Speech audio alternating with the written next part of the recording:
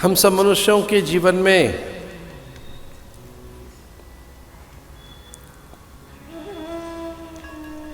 भय है। अभयम सत्य संशुद्धि। अध्यात्म का जो मूल फल है वो अभयता है। जीवन की उच्चतम अवस्था, मनुष्य की कोई श्रेष्ठ अवस्था है तो अभयता है। हम सब भयभीत रहने वाले प्राणी हैं। हम सभी मनुष्यों के जीवन में 5 क्लेश निरंतर रहते हैं। ये ध्यान रखना, छठा कोई क्लेश नहीं बना है, 5 ही क्लेश है। अविद्या, अस्मिता, राग, द्वेष, अभिनिवेश। राम की सन्निधि पाकर सुग्रीव के सारे क्लेश गए, भय गया।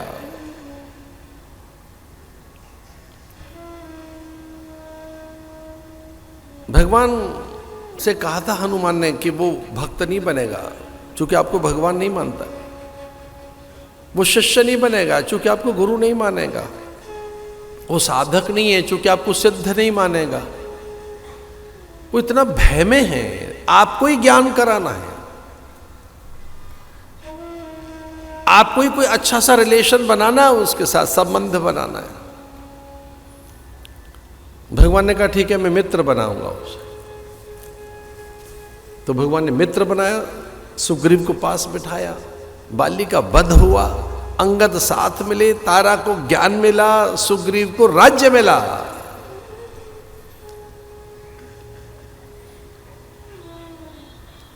सीता कैसे मिले? जामवंत ने बताया, काचप साध रहे हो बलवाना, कवन सो काज कठिन जग माही, जो नहीं होए तात तुम पाही, कनक भूदराकार शरीर, कवन सो काज कठिन जग माही।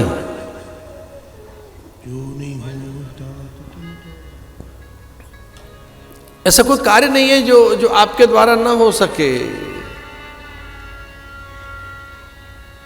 स्मृति आई, आत्मस्मृति। हनुमान जी उठकर खड़े हो गए। लेकिन ध्यान रहे, हनुमान जी को तो पहले पता दिया था राम ने चुपके से अंगूठी देकर कि जब सीता जी मिले तो ये मुद्रिका उन्हें दे देना। प्रभु मुद्रिका मैल मुख माही, जलद लांग गए अचरज नाही, जामवंत के बचन सुहाए, सुने हनुमंत हृदय अति भाए। निकल पड़े हनुमान।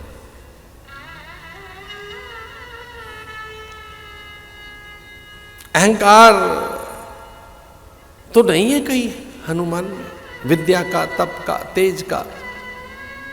परीक्षण के लिए सुरसा आई। सुरसा के सामने बहुत छोटे से होकर हनुमान ये सिद्ध करने लगे कि ज्ञान में अहंकार रहता नहीं। अहंकार होता तो है, यानी अंधकार रहता तो है, पर सूर्य की उपस्थिति में नहीं रहता। तारे तो अभी भी आकाश में हैं, वो कहीं चले नहीं गए, पर सूर्य इसलिए नहीं दिख रहे। तारे तो अभी भी वही हैं, आकाश में ही हैं। एक बार छुपने दो, सूर्य दिखने लगेंगे। अहंकार है तो सही हम सब में, लेकिन वो नहीं रहेगा अगर ज्ञान का प्रकाश आया तो। इसे सुरसा परीक्षा लेके चली गई। सिंह को भी भगवान ने उपदेशित किया और लंकनी को भी। मंदिर मंदिर प्रतिकर शोधा, देखे जहत अगणित जोधा, गयो दशानन मंदिर माही। इतने चतुर थे लंका के प्राणी और विशेषकर रावण।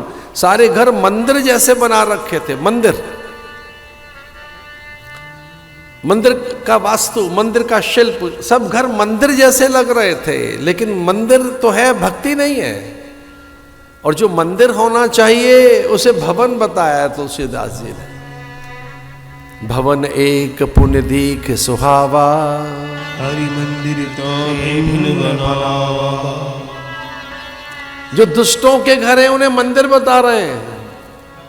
मंदिर मंदिर प्रतिकर शोधा, देखी जहाँ योद्धा हैं, मदिरा का पान कर रहे हैं, वो मंदिर जैसे दिखे, क्योंकि उनका आकार मंदिर जैसा है, आकृति मंदिर जैसी है, पर वह मंदिर नहीं है, वह दुष्ट बैठे हैं। लेकिन एक ने अपने घर को मंदिर जैसा नहीं बना रखा था, भवन सामान्य एक भवन एक पुण्य दीख सुहावा, हरि मंदिर ता भिन्न बनावा। रामायुध अंकित गृह, शोभा बरन न जाए, नव तुलसी का वृंद देख अत्यंत हर्षित हुए हनुमान जी। वृंद कहते हैं बगीचे को। सबसे पहले राम जी का बगीचा देखा, राम बाग, उसका नाम राम वाटिका रखा हुआ है। चकित रह गए हनुमान जी, ये लंका में राम वाटिका पहले बनी हुई है, ये राम वाटिका। विभीषण ने कहा हाँ ये मेरे प्रभु की वाटिका है। और ये दरवाजे पे ये क्या लगा रखा है? बोले धनुष और बाण। किसका? राम जी का। विभीषण ने दरवाजे पर, घर के द्वार पर स्वास्तिक चिन्ह नहीं बना रखा था, न गणेश लगा रखे थे, कुछ नहीं, न ओम लिख के रखा हुआ है, न राम लिख के रखा हुआ है। क्या लिखा हुआ है? रामायुध अंकित गृह। घर के दरवाजे पे धनुष और बाण। पूछा हनुमान ने, अरे विभीषण ये क्या है? बोले एक धनुष है और दूसरा बाण, इसी से होगा कल्याण मेरा और मेरे स्वामी का।